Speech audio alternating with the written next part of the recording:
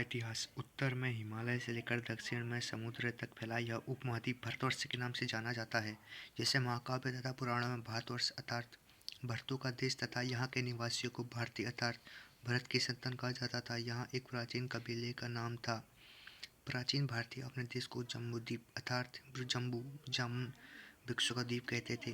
प्राचीन ईरानी इसे सिंधु नदी के नाम से जोड़ते थे, जिसे वे सिंधु न कहकर हिंदू कहते थे। यही नाम फिर पूरे पश्चिम में फैल गया और पूरे एक देश इसी एक नदी के नाम से जाना जाने लगा।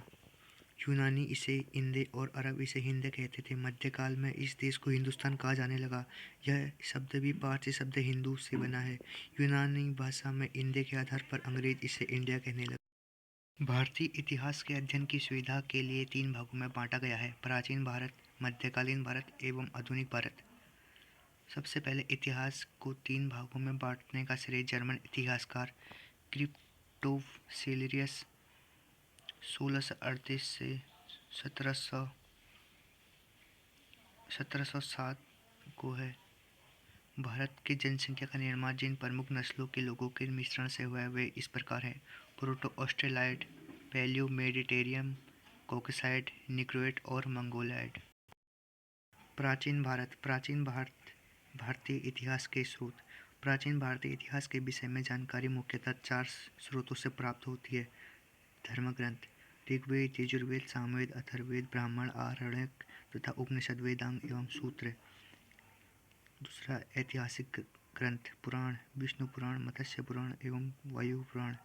बौद्ध, जैन एवं अन्य साहित्य। विदेशियों का विवरण, यूनानी लेखक, चीनी लेखक, रोमन लेखक, अरबी लेखक एवं अन्य लेखक एवं पुरातत्व संबंधी साक्ष्य। प्राचीनतम सिक्के, प्रागैतिहासिक काल, सिंधु सभ्यता, वैदिक सभ्यता एवं अन्य धर्मग्रंथ एवं ऐतिहासिक ग्रंथ से मिलने वाली महत्वपूर्ण जानकारियाँ। भारत का सर्वप्राचीन ग्रंथ वेद है, जिसके संकलनकर्ता महर्षि कृष्णद्वैपायन वेदव्यास माना जाता है। वेद वसुधैव कुटुंबकम का उपदेश देता है। भारतीय परंपरा वेदों की नित्य तथा अपौरुषेय मानती है। 4 वेद 4 हैं: ऋग्वेद, यजुर्वेद, सामवेद एवं अथर्ववेद।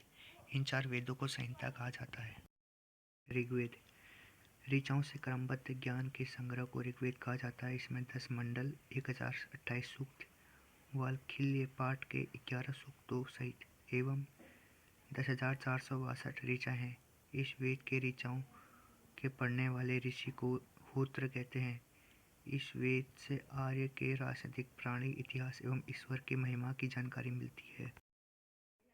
विश्वामित्र द्वारा रचित ऋग्वेद के 3 मंडल में सूर्य देवता सावित्री को समर्पित प्रसिद्ध गायत्री मंत्र है। इसके 9वें मंडल में देवता सोम का उल्लेख है। इसके 8वें मंडल की हस्तलिखित ऋचाओं को खिल कहा जाता है।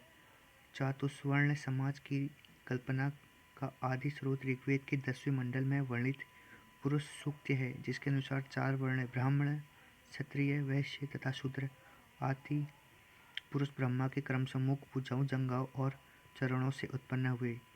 ऋग्वेद के कई परिच्छेदों में प्रयुक्त अध्ययन शब्द का प्रयोग संबंध गाय से।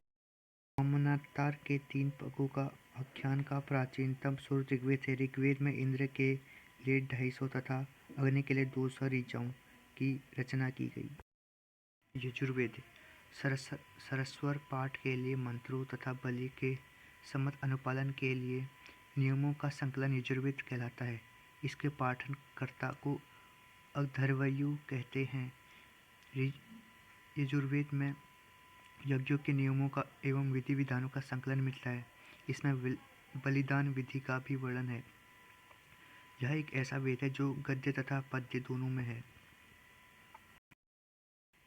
सामवेद साम का शाब्दिक अर्थ है गान। इस वेद में मुख्यतः यज्ञों के अवसर पर गाए जाने वाले ऋचाओं या मंत्रों का संकलन है। इसके पाठनकर्ता को उद्रातु कहते हैं। इसका संकलन ऋग्वेद पर आधारित है। इसमें 1810 सूक्त हैं जो प्रायः ऋग्वेद से लिए गए हैं। इसे भारतीय संगीत का जनक कहा जाता है। यजुर्वेद तथा सामवेद में किसी भी विशिष्ट ऐतिहासिक घटना का वर्णन नहीं मिलता। प्राचीन इतिहास के साधन के रूप में वैदिक साहित्य में ऋग्वेद के बाद शतपथ ब्राह्मण का स्थान है।